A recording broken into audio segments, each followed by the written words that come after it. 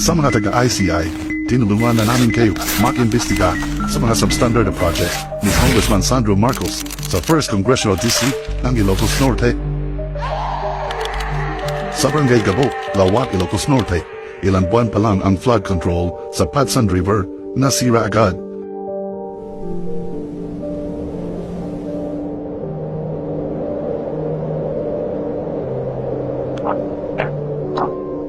Ito sir, padsang river ko eh. Oo sir eh, ayun lang. Lagyan lang ng parang tinanggal yung mga seed pile na umiyak. Oo sir, bali pangalawa na ito kasi. Sir, yung dati kasi nasira, tapos nilagyan, tapos nasira na naman, tapos ito na. Ito na. Bali, 1 year lang siguro, gano'n. Pangalawa na sir. Pang isang taon na sira sir.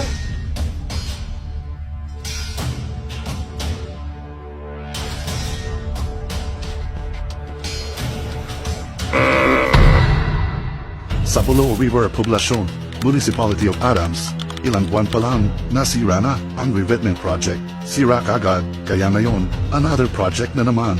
Wow!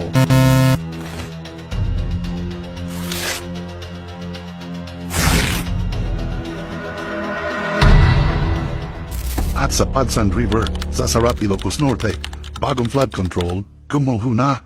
Sa aerial view, makikita ang laki ng sira. Sayang ang pera. Ngayon, delikado rito sa mga motorista, pati daan naapektuhan na.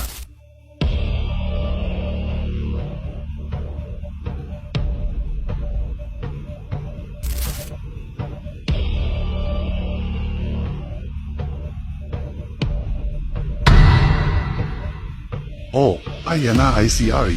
Bisitahin nyo naman ang Baluarte ni Charis.